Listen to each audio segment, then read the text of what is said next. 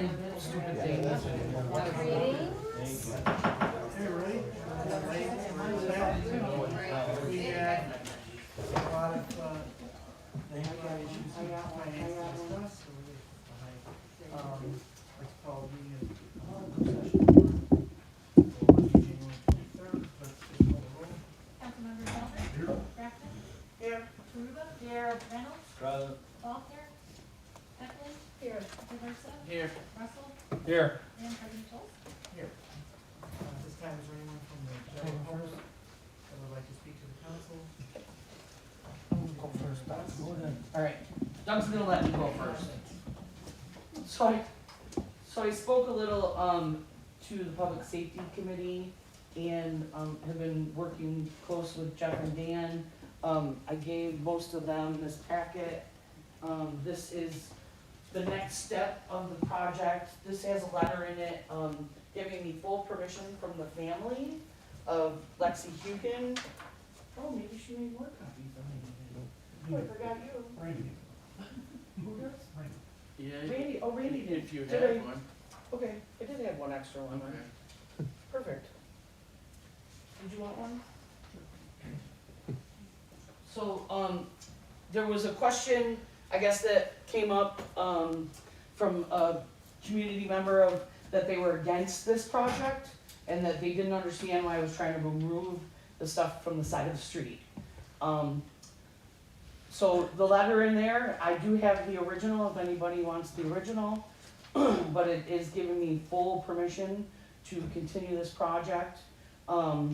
Saturday, this coming Saturday, January 28th, I will be having a fundraiser at the YWCA Lake Lodge in Lakewood.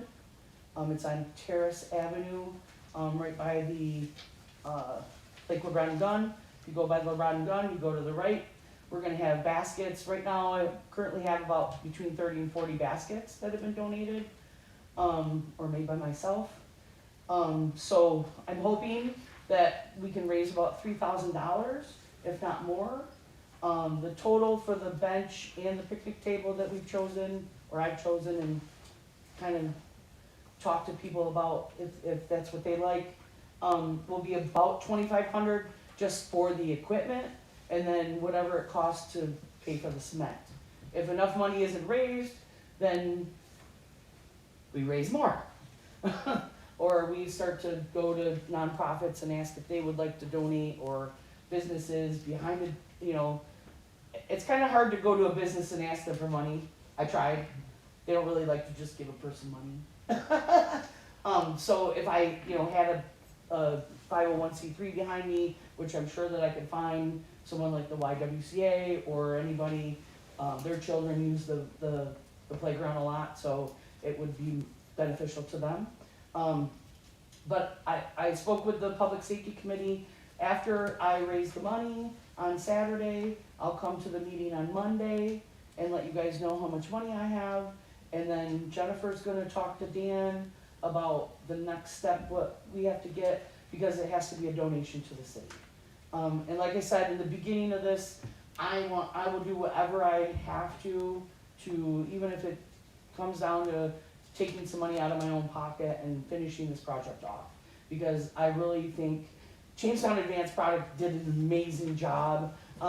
That picture doesn't even do it justice. It's bright green, it gives me chills just talking about it. They did a wonderful job on this bench. They will have one pole in the middle of the bench so that nobody can sleep on the bench. So is there any questions or anything that you guys need me to do from here besides what we talked about in the Public Safety Committee? So are you just doing the bench or the bench and the table? The bench and the table. So And that's gonna be 3,000 or? the picnic table is about 1,400 and the bench is about 1,000 or 1,200-ish. It's right around. Jamestown Advanced Product did waive the fee for that backsplash to be done. It's $250. So they waived that fee. Todd Corkery from the Jamestown Advanced Products has been amazing. He got that pushed out so I could make sure that I had something for you guys today. So I appreciate him. And there's dimensions on there for the bench, not the picnic table, sorry. But if anybody has any questions, I'm, In your events, what time? what? Your event at the It's, park? from 12 to 6 on Saturday at the, Lake lunch. yep, the Lake Lodge. We'll have hot dogs and chips and Pepsi products, for about $5. So I'm gonna set up some tables. I tell people they don't have to be present to win. But if you wanna hang out, there'll hopefully be enough room to have some tables set up that people can hang out. I know it's a long day, but, we'll have some 50-50 drawings and some other stuff going on. So, I hope that it's I'm assuming it's gonna be a success. Had a lot of people reach out to me, people I don't even know, like bringing me baskets and telling me meet them here, and you know, it's like, it's great when someone from Bus Guy calls me and says, hey, I got a basket for you. That's good. You know, so that's really nice that it's getting out there, and I think, and also I told the guys, at the public safety meeting that that the house on the corner has been gifted to Arai Chautauqua, and Jessica Kiefer,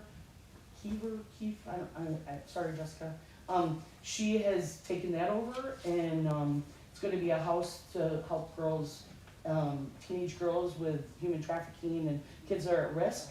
So they've also been gifted a light post, so once they get all of their stuff going, I think that's their next step of putting a light post on their land. So once this project is done, then we will clean up the side of the road.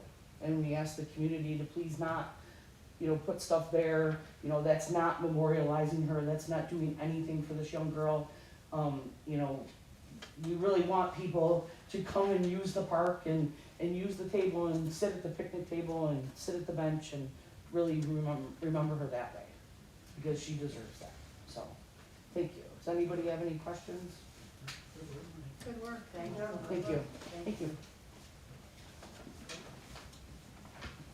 Doug Champ, 225 Bowl Street, and Melissa, thank you for all your work you do for the community. I think everyone acknowledges what you are doing, quite good. Thank you. I got a couple of things tonight that I want to run by the city council, only for interpretation, I guess, in terms of where we're at. I brought this up in the finance committee, and so it's somewhat redundant, but I think the whole council will probably find out later as how much American Rescue Plan funding is available that hasn't been encumbered at this point. And why is that important? I guess because when you plan the project out and you receive applications, as you will for the remainder amount of money, how are you going to balance that out? Is there a directive for that?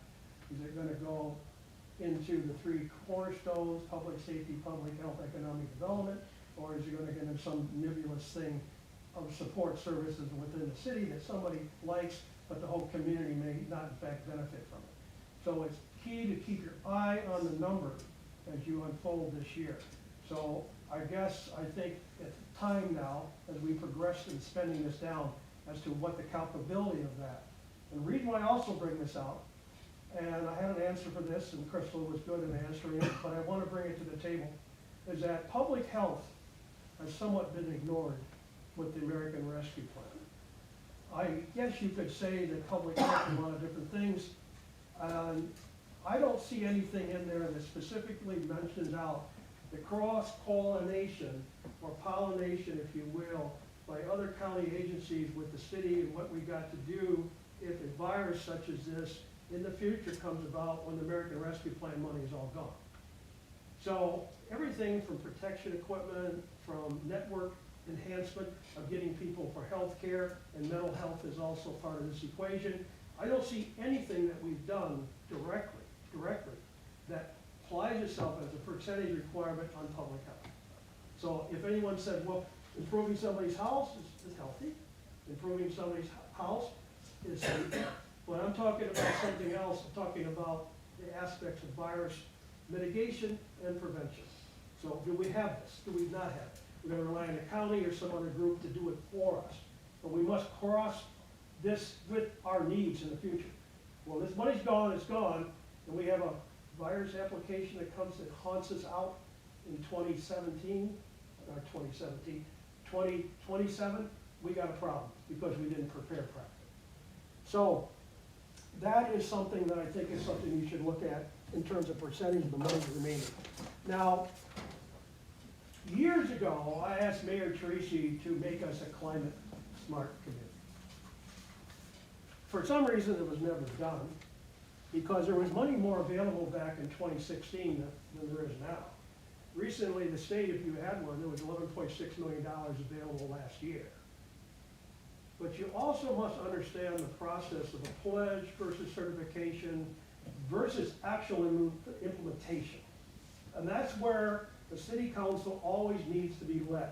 If you do this, will they come, or will you do this, what is going to happen? So a pledge is very easy, just sign it off and do this. But if you look at what the state wants you to do, and again, I'm all for this, don't get me wrong, I'm not against this. I'm just for information that can be processed out to this body so they clearly understand what they're signing off on. And that's important.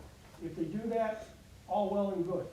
Now, in terms of where this goes, I just want to highlight some things. When you made this building fossil fuel dependent, you violated the climate action. Because if you sign off on this, you're going to look at all your buildings as being adherence to this, which is a good thing. The municipal garage is another aspect. Is that renewable energy fed or not? The answer is no. But this is what's coming down into that. Now I'll cite what I consider the 12 points, and it's right in the document. Build a climate smart community. That's wonderful. Inventory emissions, set goals, and plan for climate emissions. Emissions within the city. Emissions in your building. Decrease energy use. Great.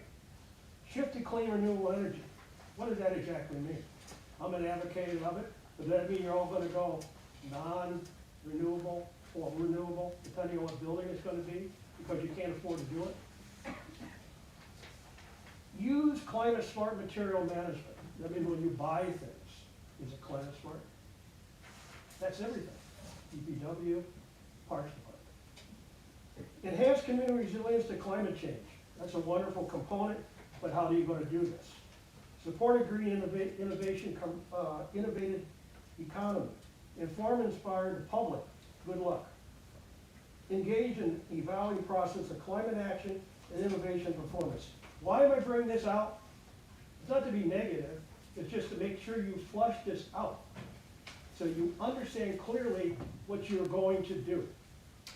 And also, climate coordinators. And maybe Southern Tier West has got one, but Buffalo's got one. We're going to have someone local here that does that. You can't have depending upon Buffalo telling what to do. And I also would suggest, if you get this initiated, that you have a climate smart committee composed of some experts in certain disciplines that will make adherence and understanding a lot more easier to implement. Should you do it? Yeah, I think you should. But I just want you to be aware of what you should do if you do it. That's the only purpose of this. And I don't think there's enough of that type of impact analysis that's done when you launch a project or you launch a program. What is the long-term cost? What is the effect? What are we going to get for doing it? Yeah, you get 10 points on a grant application. But do you realize in the state of New York there's 356 climate smart communities? 356 already. So the money that comes is limited. And then you have bronze certification and you have silver certification in order to elevate it up to a higher level of potential participation and funding. I'm all for it. I'm not against what you're doing, but I just want you to clearly understand the sequence of things involved with after you do it. Thanks. Thank you. Anybody else? Move on. We didn't have any housing. Tonight we do a special meeting, so I'll go to finance. Sure. We have quite a few resolutions and a couple items for general discussion. So going through the resolution, the first resolution is for a public improvement bond in the amount of $440,700.00.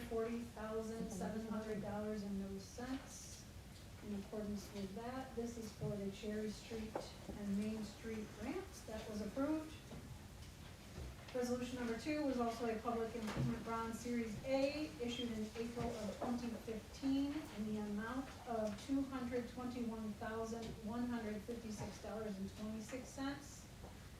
This is for multiple things, including DPW and parks equipment, fire and police, parking ramp improvements, traffic, and also, I believe, City Hall. So, that was approved. Resolution number 3 is what Mr. Champ was alluding to. We did have a lot of questions for Crystal, Ellen, okay, and asked for more explanation and more detail. Ellen has scanned that and sent it to all of us as well, but you also were given a handout with some more information.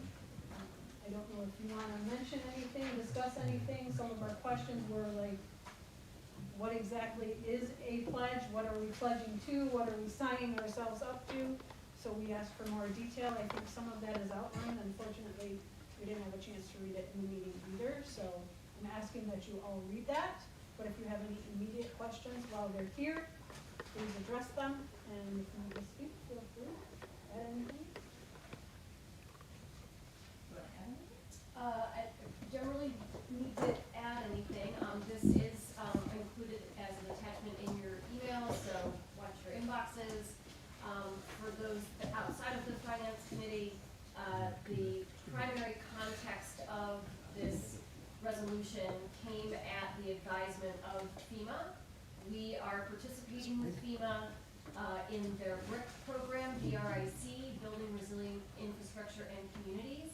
And specifically, we are participating in a technical assistance grant program where they are facilitating our development of a hazard mitigation and community resilience framework. So it's not an action plan specifically, but a framework that would inform that subsequent action plan. And again, it was upon their recommendation, and I felt very confident in their advisement of that taking this step towards CSC would benefit us as well, not just for our framework, but in practice as well. I'll just add to that just a little bit, to clarify, there is a difference between certification and a pledge. What we are looking to do is to take a pledge. There are multiple ways. Doug mentioned there's different levels, so bronze level, gold level. That is all dependent on actionable things that your community does, that your municipality does. So we've already started to take steps to do some of those things that would actually qualify.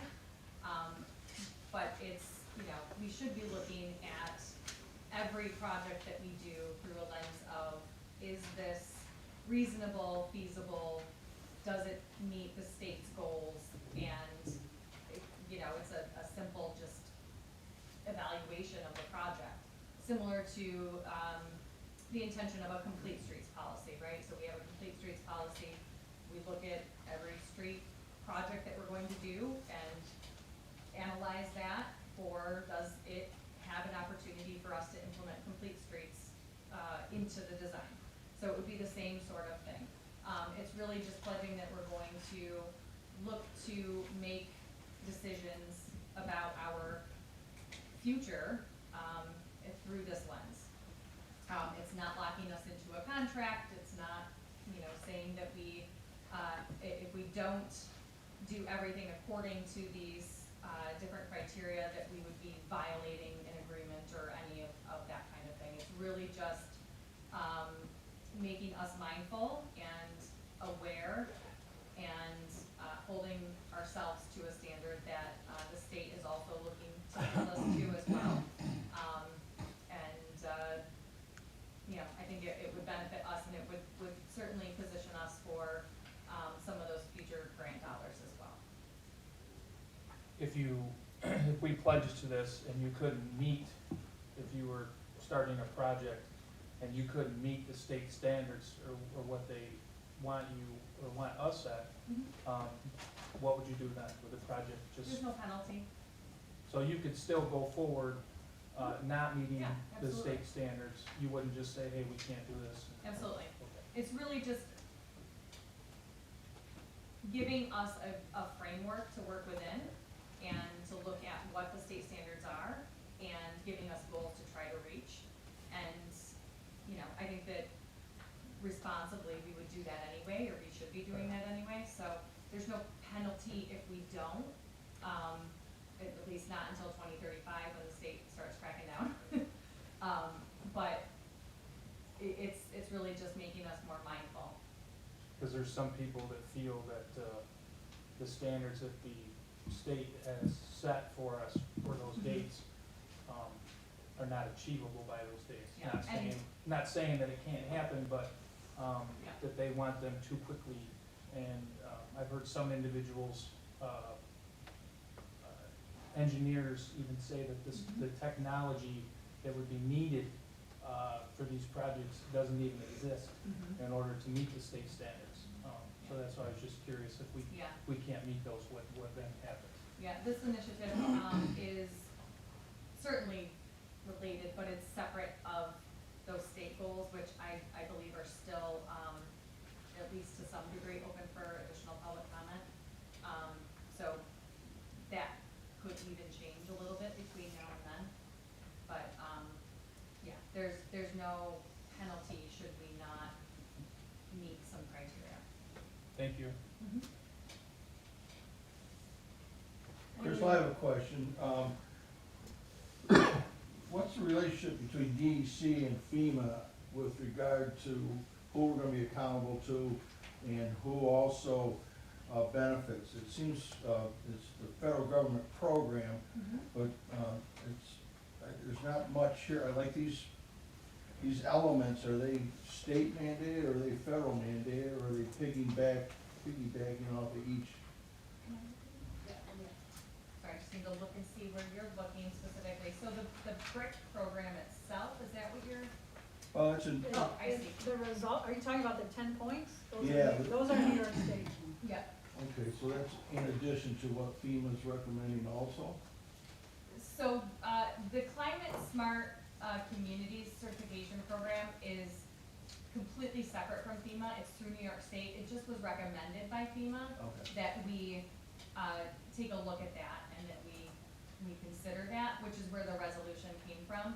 The FEMA grant itself is, like I said, completely separate, but it will help us to start to develop a resiliency framework for, the program is building resilient infrastructure in communities.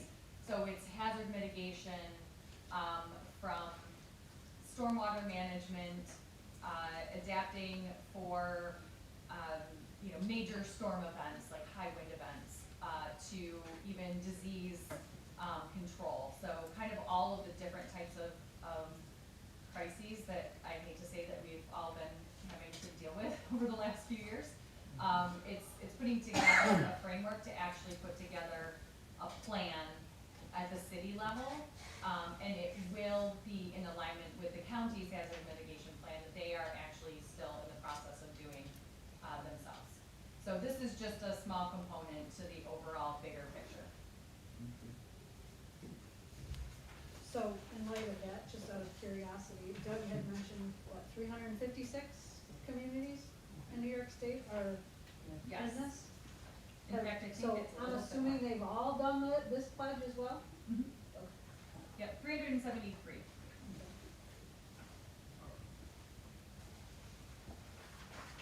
Any other immediate questions before you get a chance to read the backup you were given? Obviously, feel free to email with any additional questions throughout the week. Resolution number 4, resolve that the mayor is authorized to approve the water service agreement and water and wastewater agreement between the town of Pinetown and the Jamestown Board of Public Utilities pursuant to section C-54 of the Jamestown City Charter, subject to the approval of the Corporation Council as to form that was approved.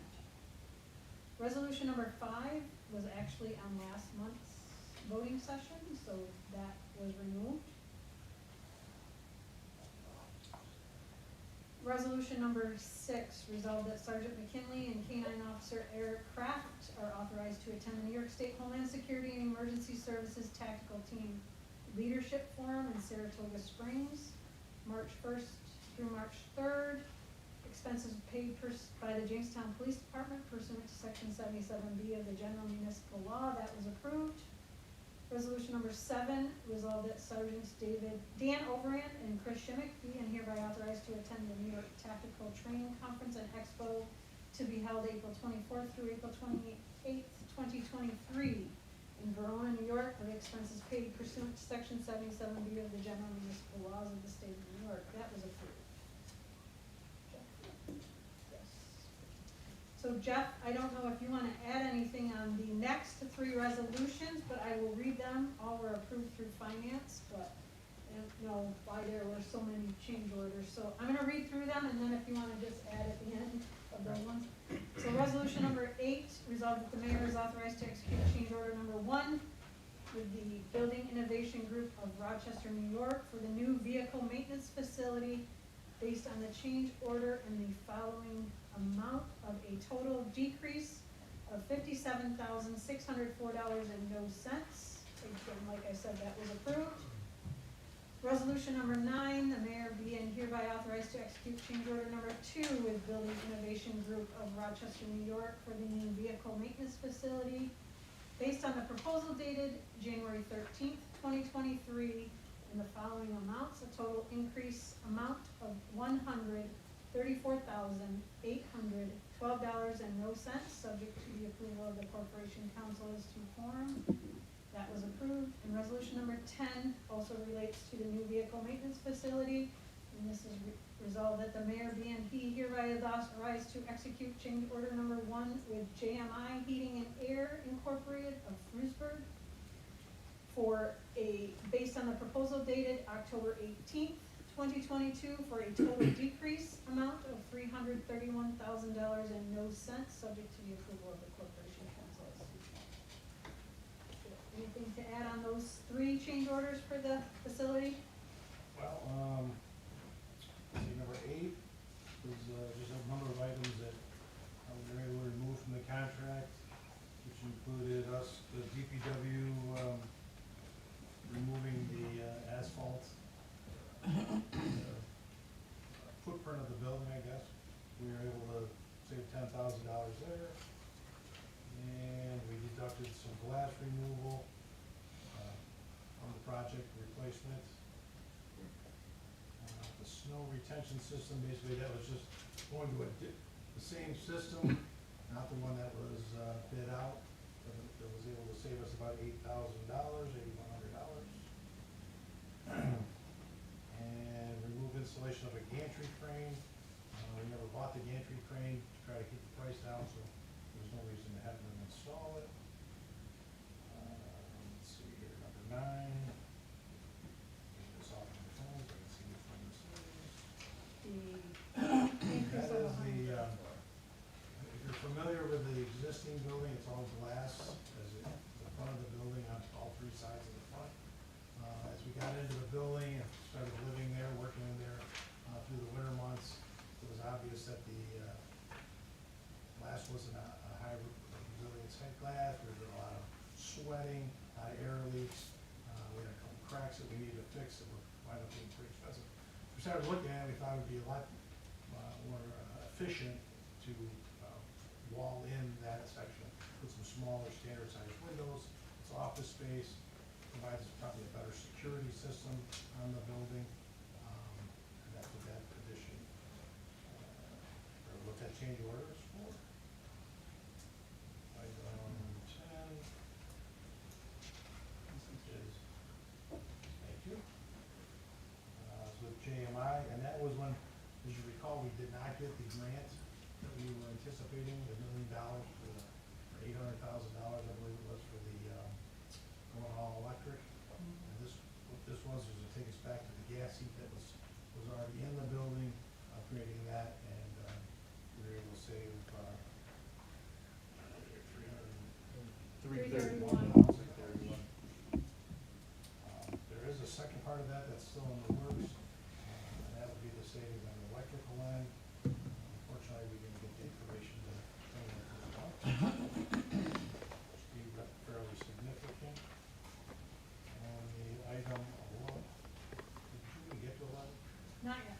you're welcome to talk about it first, while you're on a roll. What's that? You're welcome to continue, you're on a roll. Item 11 is with CPS Services out of Pennsylvania that did the parking ramp, the Spring Street parking ramp, the concrete repairs. As you may recall, before COVID, we had problems with back order for the wrap for the beams, the carbon fiber wraps. Took almost a year to get the carbon fiber. They finished that up last fall. This is just cleaning up the end of that contract. You can see there's a whole bunch of number of items, just truing up those items for $6,500. So, in speaking on that resolution, that was, I'll read it, just so resolved that the mayor is authorized to execute change order number 3 with CPS Construction out of Cranberry Township, PA, for the Spring Street parking ramp repairs 2021, change order dated December 12th, 2022, for a total increase of $6,533 and no cents. That was approved from finance. So under resolutions, that was all. I did have 2 items for general discussion. And the first one is the Senior Home Improvement ARPA programs. You all received a handout from Lisa. We went in a little bit of detail, but Lisa, I'll save you the hassle. Bottom line, you can see on here that the total funded needed to cover all who qualified, of the 303 applicants, 257 of which were approved, is $1,877,528.45. As you all are aware, we have approved 1.5 million, leaving a balance of 377,528.45. If you look at your form though, there's also a $94,672.25 savings from monies not spent on the rounds thus far. Therefore, the total amount needed is really $282,856.20, not 377. Also, for your information, Lisa's here to answer any questions individuals specifically have, but she also has the payments made to date and all the information on your spreadsheet. The decision out of the finance committee, obviously, we want to fund this in whole. However, to be clear, the committee's recommending not, again, not as we've stated multiple times, to use the residential home improvement program, and to move forward with that program as it is with the $500,000 for those residents who have not met the other criteria in all the other programs, and to take that $282,856.20 somewhere out of the unappropriated funds of the ARPA, hopefully not out of the lost revenue. To date, we have spent $24,953,174. So up to the remaining $29,190,545 leaves us enough money from somewhere to get that 282. So I had asked Katie to look at that with the staff and come up with a suggestion for us to vote on at the end of the month of where that would come from. Anybody have any questions for Lisa? And again, this will make it whole. We will not see you back here hopefully asking for more money. I did ask Lisa to review her numbers because there were some questions I had in the document before we write the resolution to make sure this is exactly what is needed as well. Okay? There was some discrepancy On who got 90, if there was some duplicate names, I just wanted a complete. Make sure we're not double. It's not gonna be a huge amount if there's some changes, but I just wanted to validate that that was correct. Councilman Faulkner, he's not here, he stated that he had received some correspondence from citizens that said that they haven't been paid yet. Has there been any kind of checks, lags with checks going out, or people that are still waiting to be reimbursed for anything? I can answer that, Councilman Russell. I actually followed up with Andrew about it and that specific individual. Checks have gone out in the mail already with that, and directly to the contractor. and I just don't think the contractor ended up seeing it in the mail or communicating that to the individual, but that was already paid. Thank you. So in light of that, I guess a general question, is there some type of time period people can be informed of to expect checks once they submit their paperwork? I mean, is there some type of PR we should give these people to say, you know, expect it within 6 weeks? If, don't call every day, if you don't get it within 6 weeks, then reach out, I guess, is there some type of educational component? Yes, I've been telling people that we cut checks every 2 weeks. It'd be 3 weeks at the most if they get it in the very next day after the deadline for that week's checks. So the most it would be is 3 weeks. So is the public aware of what day that deadline is, I guess? I mean, I've been telling them on the phone when we talk about cutting their check, how long it'll take. They typically go to the contractor, that's correct? Mhm. So they're going directly to the contractor. But if the contractor's not getting that, are they calling the person, I guess, that's the disconnect I'm Mo- hearing. Most of them are calling, I think they're calling Lisa's office. Okay. Yeah. Are some citizens maybe confused thinking that they're supposed to be getting the check? And Yeah, then giving yeah. it to the contractor when they don't realize the contractor's paid, the bill's paid, Yeah. and they're whole, and is that possibly the Yeah. issue? Yep, that's happened a few times. Okay. And if you do have individual issues, feel free to forward them my way and we can follow up with Lisa. That's what we did with Andrew. Mhm. If you're getting any additional ones, let me know and we'll make sure we follow up on it. And that should be clear so that the homeowner doesn't double pay the Double pay. contractor, in Yeah. case they think that they've gotta pay, if they haven't been paid. Sure, That needs to be very clear because that could happen. yes. So the second item for, informational report, we really didn't have a chance to discuss it in detail, but, it is regarding the council member and mayor's salary, as was brought forward last month and briefly discussed 2 weeks ago, I guess. So the recommendation coming out of finance at this point in time, based on the feedback I heard personally, as I sent you all an email reminding you I hadn't heard from you, so, other than some, so this is the consensus, is the recommendation is $7,000 for a council member, $8,000 for the council president. So that's an $18,000 increase total for council. That would be one resolution, please. Okay? The second resolution would be for the mayor, and the recommendation for that is $82,000. From those of you who did not respond to me in time for the finance committee meeting, any additional comments, questions, throw-ins? I saw your email, with the numbers in there.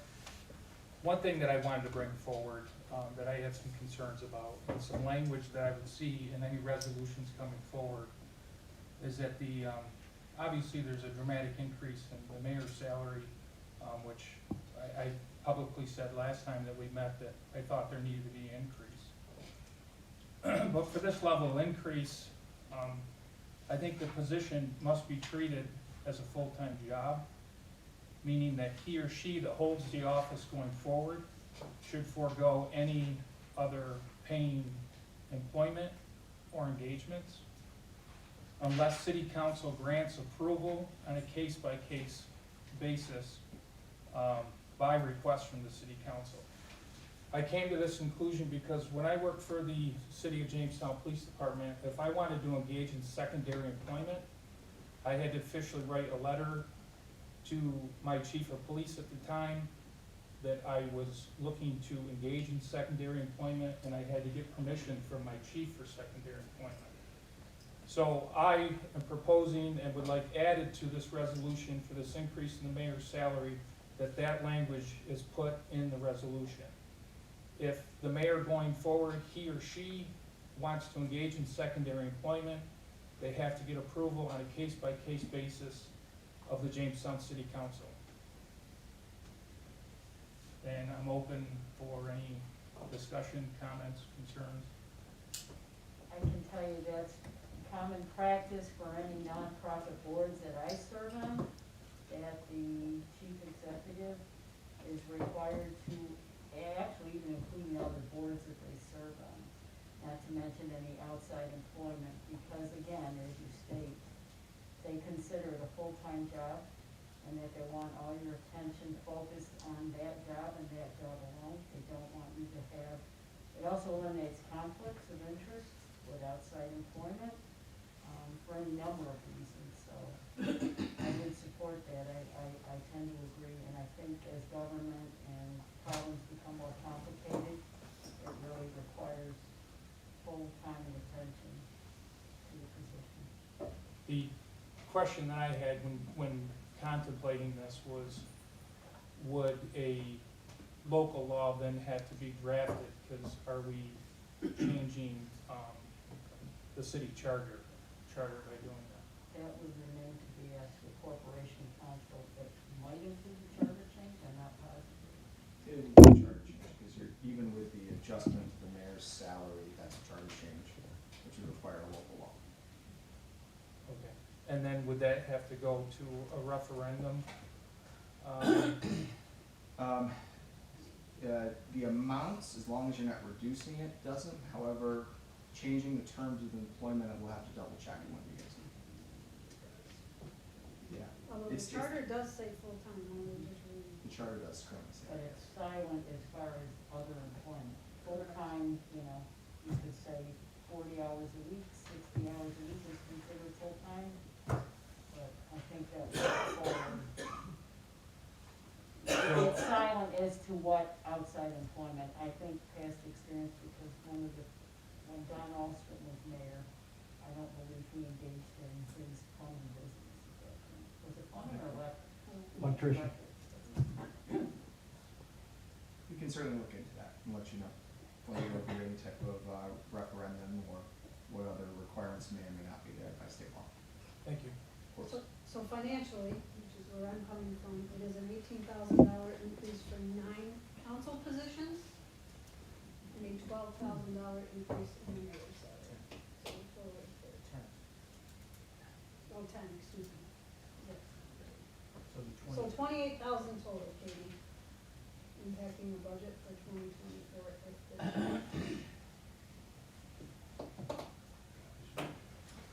that is it out of finance.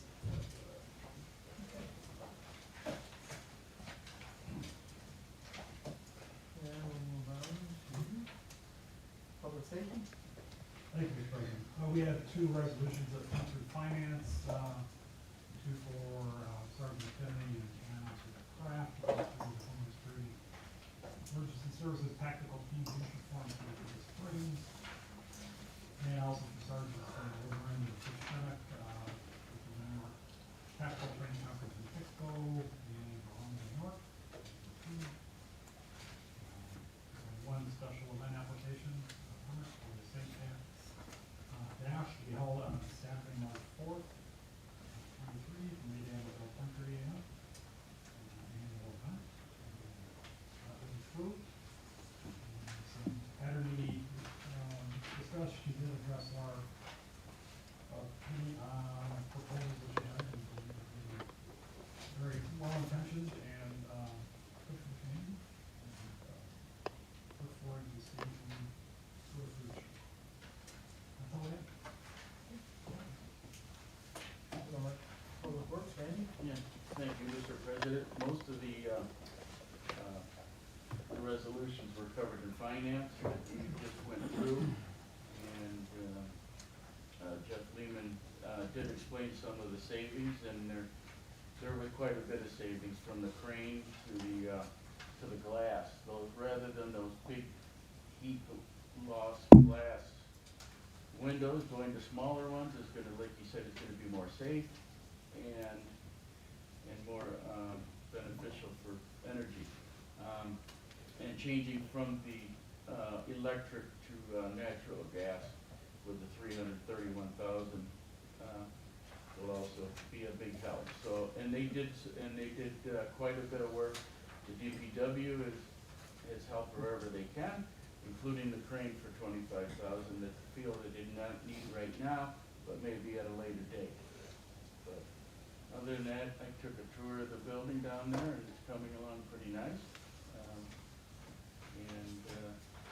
They probably don't need those 50-foot glass showroom doors anymore. They probably don't need to put a plow in the front showroom, so I think it's a great idea to cut it back. Other than that, that was it for us.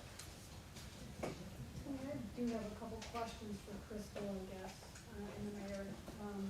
Recently, with the announcing of the closing of Rite Aid, I have been contacted by a lot of residents down there with concerns of a drugstore nearby within walking distance, because even going down to the square is difficult for them, especially those with motorized things and equipment across in the office across from Marie. Have we had any discussion, contact, any plan, any idea what the plan is there, or? My understanding is that, I believe Walgreens actually purchased it. Okay. So, had a conversation today. My next step is to try to get a contact Okay. for the appropriate person with Okay. Walgreens to find out, are they bringing the Walgreens to that location, or are there They're other just plans? inhibiting another place Right. from coming in. And their other location is far enough that to me, it seems like it would make sense to bring one in there, but obviously I don't have the answers yet. Okay, I would appreciate that, because I actually Yeah, just got a absolutely. call on the way here about it as well. Yeah, it's on my list of things to follow up on too, so. Do we get any notification that the waiting room is working? Only on the door. Yeah. It's near my office, and I had several staff say, you know, it's closing, and there was no formal announcement. And it does impact the Silver Tree Senior Apartments It does. across the I street. got Because some a of lot of them. them, when you talk about food deserts, there wasn't a lot, but they did have food there that they could walk and get prescriptions. And I don't know, we did not know anything about it till it just happened to be there. Just FYI about Walgreens is that they do not take Fidelis or sometimes Medicaid. That is one thing I've heard about Walgreens. So that is one thing with that area, to make Okay. sure that a pharmacy that goes in there is going to be able to service those people. Cause that's one complaint that I've heard from people that I know that have Fidelis or Medicaid, that they don't cover their scripts, just FYI. Yeah, we'll do some homework and find out what the plan is there and take it from there. So, what I would like to see next month, Crystal, at least in finance, if not probably for the whole entire council, is, like, I know you talked through JLBC, an update on some of these ARPA grants that you're working on, but I would think the rest of the council deserves to hear a little bit of an update on where we're at on extending some of those funds and what's going on with them. That was it. Any other questions? Well, actually, can I bring up, it's related to paying taxes. This is brought to my attention that when you do them online, there is a service fee, and it was brought to my attention that it is not very well marked. And someone did use it and found out the service charge on a number of properties ended up costing them almost $200, and they were not pleased. And there was no backtracking, there was no way, once apparently it was hit, you couldn't undo the transaction, you couldn't go back and say, no, I don't wanna do this. So I think it needs to be spelled out very clearly at the outset, that if you use it online without an e-check, which I'm told is only $1.50, that Councilman Eklund told me, but anything else, there's a percentage service fee for the amount of the transaction using a credit card. And to make very clear that there should be a stop when you realize what the charge is, that you should be able to say, no, I don't want this transaction to go through, like you can with almost any other credit card transaction, where you get to a certain point, you know the total, and then you say, I don't wanna do this, you can quit it.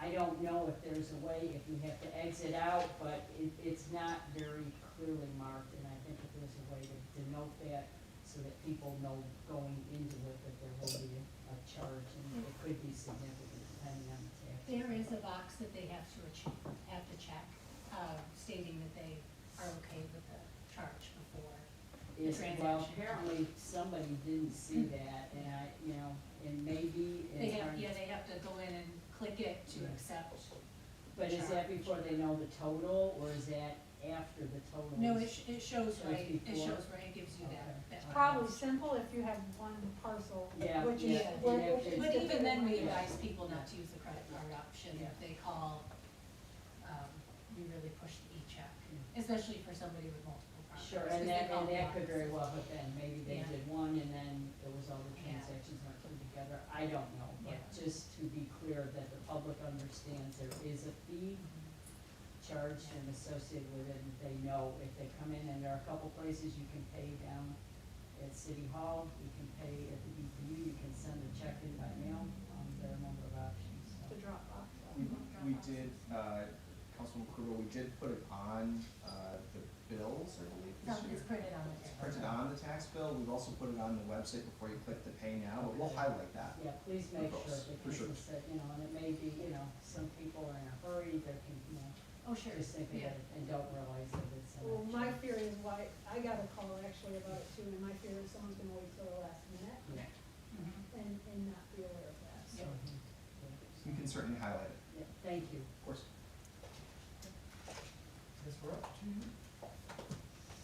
Excellent. I just have a few updates for folks, mostly kind of calendar appointments to remind you all of, and then one other update. First and foremost, this week starts the Citizens Police Academy, which I believe is Wednesday, Chief, is that right? Starts on Wednesday. So we're very excited to welcome new individuals for the police academy, the Citizens Police Academy, excuse me. The second item I wanted to note is that the IDEA Coalition, that's sponsored through the United Way, which is a county initiative on diversity, equity, inclusion, and accessibility, is having a town hall centered on the Black and African American community. That's January 26th, so Thursday, at 6 p.m. at Love School. So if anyone wants to join, feel free to please join. Just to be clear, that's not a city event, that's done through the coalition itself. They're looking to hear from the community at large. January 30th will be the State of the City, so we'll pre-record that and then release that all out to you, so you don't have to hear me talk during the voting session. Give you some time back for that. And February 5th through the 7th, I will be at NICOM in Albany, so that's coming up as well. Also, again, welcome any council members that would like to join for that. And the last item that I wanted to note, and it is something that we've recently found out and is quite important and relevant, some of the climate change pledges you guys have been talking about. So the city of Jamestown is considered a Justice 40 community, Justice 40. Under the current presidential administration, there is an executive order that 40% of any federal investments that relate to climate change, clean energy, energy efficiency, affordable housing, workforce development, and any remediation or reduction of pollution or cleaning of water must go to disadvantaged and underserved communities. Jamestown is one of those communities. So in our federal applications, we receive additional ratings because we are considered a Justice 40 community. So just to keep that in mind, a lot of the climate change funding will be directed at places like Jamestown because of that designation. At least federal dollars, not state dollars. Okay. Just an update for folks. Some great things we learned the other day. And I do have 2 items for executive session, one a potential lawsuit and one for law enforcement. Other than that, I have no further items for you guys, unless there's any questions. Okay, hearing none. Don't you be in this. Motion to any executive session? I like it. All in favor? I'd say. Aye. What was handed out.